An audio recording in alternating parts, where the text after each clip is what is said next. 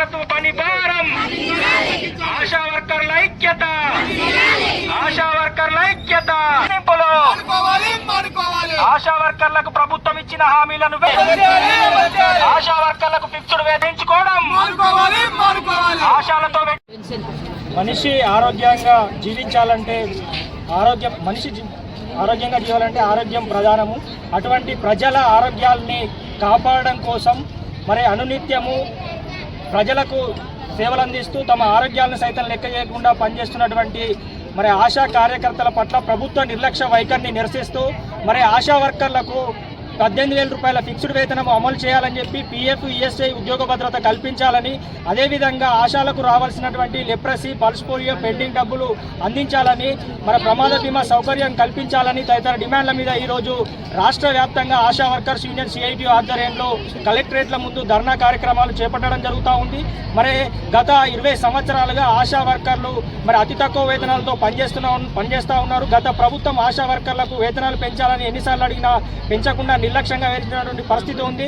మరి ఇప్పుడు వచ్చినటువంటి అధికారంలో ఉన్నటువంటి కాంగ్రెస్ ప్రభుత్వం ఎన్నికల సందర్భంగా మేము అధికారంలోకి వస్తే వీళ్ళకు వేతనాలు పెంచుతామని చెప్పి, అదేవిధంగా వీళ్ళ సమస్యలన్నీ పరిష్కరిస్తామని చెప్పి హామీ ఇచ్చి ఇప్పటికి సంవత్సరం గడుస్తున్నా కూడా ఆశాల పట్ల నిర్లక్ష్యంగా వేస్తున్నటువంటి పరిస్థితి ఉంది.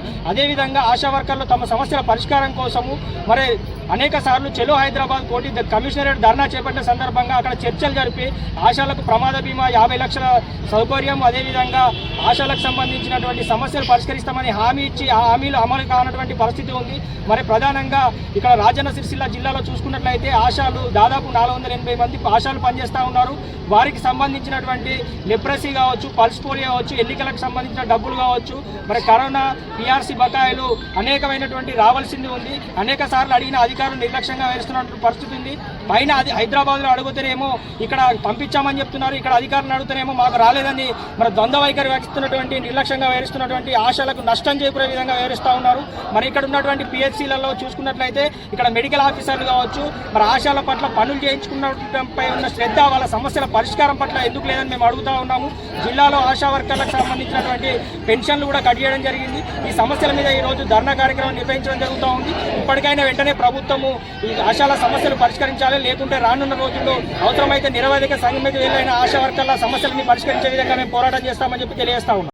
మన యూనియన్ సిఐటి యూనియన్ ఆధ్వర్యంలో పిలుపులో భాగంగా కలెక్టరేట్ ముందు ధర్నాలు అనేది కొనసాగించడం జరిగింది. గత ప్రభుత్వంలో కూడా చాలాసార్లు రిప్రజెంటేషన్స్ ప్రతి ఒక్క లీడర్స్కి కానీ, లీడర్ పరంగా కానీ, మా అధికారుల పరంగా కానీ ప్రతి ఒక్కరికి ఇవ్వడం అనేది జరిగింది.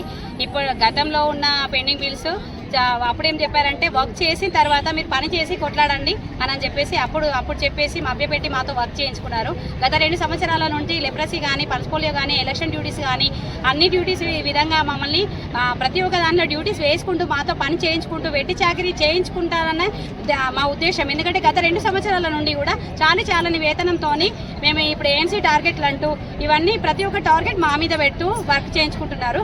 కానీ మాకంటూ బిల్స్ అనేవి ఏవి రాలేవు అని అంటే అధికారులు ఏమంటున్నారు, వచ్చేటప్పుడు వస్తాయి మీ బిల్లులు రాక ఏం బావు, కానీ కాకపోతే మీ వర్క్ చేయాలని చెప్పేసి మాట్లాడుతున్నారు. వర్క్ అసలు చేయాలని మాట్లాడే ముందు అసలు ఏదైనా వర్క్ పోవాలనంటే కూలి పనికి పోయేటోళ్ళు కూడా కనీసం ఈ చేయాలో మేము పని చేస్తున్నామంటే సాయంకాలం వరకు నాకు 400 300 వస్తాయనన్న కాన్ఫిడెంట్తో వాళ్ళు వర్క్ చేస్తారు. నార్మల్గా కూలీకి ఒక రోడ్డు మీద మనం ఇళ్ళలో నార్మల్గా బతికే కూలీకి ఉన్న విలువ అనేది కూడా ఒక గవర్నమెంట్ ఎంప్లాయీ అని చెప్తారు. ఎంప్లాయీకి అసలు ఒక ఫిక్స్డ్ వేతనం అంటూ లేదు. ఏంటంటే ఒక గర్భిణీ స్త్రీని నమోదు చేస్తేనే మాకు కేసు డబ్బులు ఉంటాయి, గౌట్ డెలివరీ చేస్తేనే మాకు డబ్బులు ఉంటాయి, లేదు అంటే లేదు. ఇమ్యునైజేషన్ మా పిల్లలకు పక్కన పెట్టుకొని మా ప్రజల్లో ఎవరైతే వాళ్ళు దూసుకుపోయి వాళ్ళ పిల్లలకి వాళ్ళ ఆరోగ్యం కోసం ప్రతి ఒక్క దాని కోసం మా ప్రాణాలు మేము పనంగా పెట్టి చేసినా కానీ ఆ అధికారులకి ఎట్లాంటి మా మీద అసలు చులకన చూపే తప్ప కరెక్ట్గా అసలు వీళ్ళు వర్క్ చేస్తున్నారు కదా, పనిని బట్టి వీళ్ళు అడుగుతున్నారు అన్న న్యాయబద్ధంగా అనేది జరగడం లేదు. కాబట్టి ఎవరిని ఉద్దేశించి అంటే అధికారులు మేము కూడా పెట్టుకుంటున్నాం, మాకు కూడా రావట్లేదు అని అంటున్నారు. కాబట్టి ఈ ఒక విషయంలో గత ప్రభుత్వం కూడా ఇలానే చేసింది. ఈ ప్రభుత్వం దృష్టిలో కూడా మేము ఖచ్చితంగా మాకంటూ ఈ ఇబ్బందులు ఉన్నాయని తెలియజేయడం కోసమే ఈ రోజు కలెక్టరేట్ ముందు ధర్నా అనేది కొనసాగించడం జరిగింది. ఇప్పటికైనా గవర్నమెంట్ మా విషయాలలో ఏదైనా చొరవ చూపించి మాకేదంటూ న్యాయం చేస్తేనే తప్ప ఇలాంటి పోరాటం ఇంకా ఉధృతం చేస్తామని చెప్పేసి ఈ సభాముఖంగా తెలుస్తుంది.